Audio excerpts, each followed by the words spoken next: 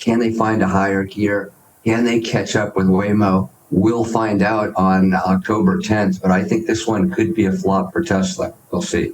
Shares of Tesla fell 3.4% after recalling more than 27,000 Cybertrucks. I mean, I don't know what JP Morgan's talking about. I mean, they're at 115. They raised it to 130. The stock's at 242. So, I mean, I feel like their thesis is a little bit off, or their price targets are off to begin with. Tesla specifically, that is not the only issue right now facing the company. It is discontinuing sales of its cheaper Model 3 here in the U.S. All that and more. So let's get to it. Last trading day of the week, and Tesla stock is up in the pre-market a little over 1%, currently sitting at $243.25. It really hasn't been a good week for TSLA. I mean, down almost 4%. Will this trend continue, or are we set for Tesla to finally end a little bit higher? I'm gonna tell you right now, that FUD engine of fear, uncertainty, and doubt, oh yeah, it's in full go. So, Steve, we got in those numbers, 462,000 plus. It didn't meet the whisper numbers, but it did show growth, right? It was the first rise in quarterly deliveries this year, and there's a lot of high hopes on the robo-taxi event. How high are the hopes on the robo-taxi event? Does this need to knock it out of the park, this event? Because it got pushed back from 8-8 to 10-10. So look, Tesla's going to eke out the number one spot this year. They've sold 463 pure EVs in Q3, on track for 1.7 million, maybe 1.8. BYD right on their tails, 443,000 battery electrics in Q3, probably ends up the year 1.6. I'm calling it right now, folks. I'm saying the Tesla delivery number will be over 525,000 vehicles delivered in Q4. It's going to be the first year in Tesla's 17-year history where they sell fewer cars year over year. The only thing that's going to keep them roughly flat revenue-wise are their energy sales. Now you come back to the robo-taxi event on 10-10, and Tesla is betting the farm on this one, but the reality is Waymo is already licensed in 5 cities. They're growing like crazy. They can go 17,000 miles without a critical event. Tesla goes between 13 and 140 miles between critical events. They seem to be a long ways out. The question is, can they find a higher gear? Can they catch up with Waymo? We'll find out on October 10th, but I think this one could be a flop for Tesla. We'll see. As a user of the software, I'm going to tell you right now, Waymo, they're not like us. There's nobody on the planet that is doing what Tesla is trying to do, and that's a generalized solution for the problem of driving. And I say problem because we have over 40,000 deaths on US highways alone. Not only the comfort that this software provides for me when I'm driving, the safety is just superb. Not only is the car doing better than me in many driving situations, I have become even more alert while Tesla FSD supervised is engaged. That cabin camera, that thing, I'm gonna tell you right now, nothing gets by that thing. It is on it. Don't get me wrong, what Tesla's trying to do is extremely hard and many would consider impossible. But as I watch the progress of FSD, I'm thoroughly convinced they will achieve the impossible. Shares of Tesla fell 3.4% after recalling more than 27,000 Cybertrucks due to a delay in the car's rearview camera while reversing, which goes against the federal motor vehicle safety standards. There's also a Bloomberg report that says Tesla's CIO will leave the company. His departure comes 1 week before Tesla is set to announce its robo-taxi. 27,000 Cybertrucks being recalled with a software update. And some guy I've never heard of is leaving Tesla. I wonder if they're gonna find a way to replace that individual. This is one of our calls of the day. It's Tesla price target raised to 130 from 115 JP Morgan. They do reiterate though, Bryn, that it's underweight. They did have their lower than expected deliveries. Dan Ives defending it today. He's bullish.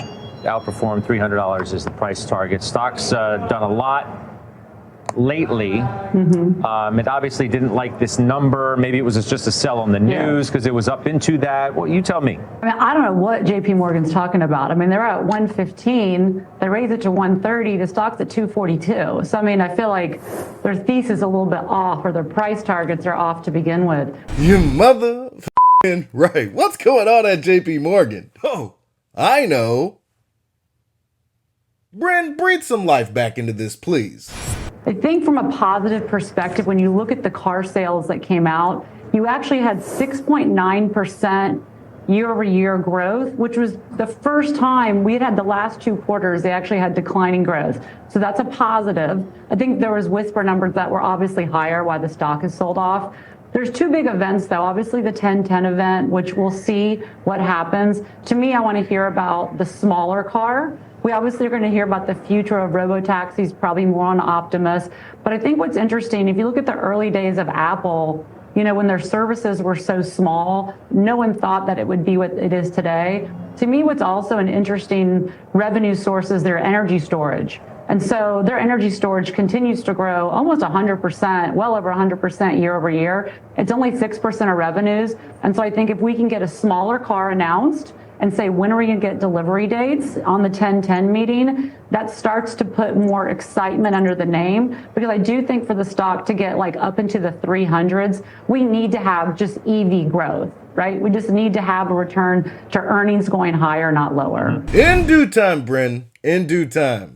All right, meantime, it is day 3 of the port strike, leading to lines of ships at every major U.S. dock because the West Coast is picking up more business, disrupting supplies for every major industry, including cars, just not delivered. And it's not just cars. It's also components of cars and components of Tesla vehicles. Many of those also stuck in the ships.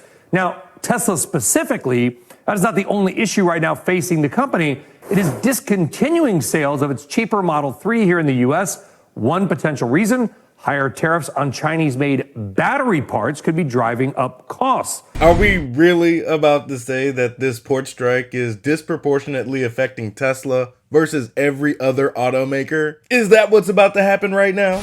So the port strike may not go on for very long, but if it does go on for weeks or longer, what would that mean for Tesla? Oh, man. So every single day is about a week of supply chain disruption for most of the companies involved. So I would expect that to translate directly into what this means for Tesla right now. The only positive here is that Tesla's deliveries tend to be really back-end loaded in the quarter. So if this is something that's resolved in maybe another week or so, they probably will have enough time to get some of these components in there and come in close to their deliveries target. The real issue on deliveries, though, is that demand is weak, which is why they've been missing. But let's just say they'll come close to, you know, their aspirations, hopefully. Wait, what?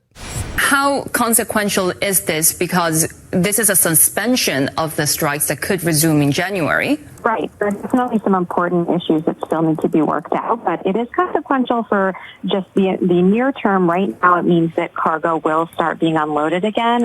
The dock workers, there's about 47,000 of them on the Gulf, who work at Gulf and East Coast ports, who've been off the job since midnight on Monday. So this just 3 days of backlog could take almost a couple of weeks to clear. So that the fact that is getting moving again, I think everyone is very, it's welcome news.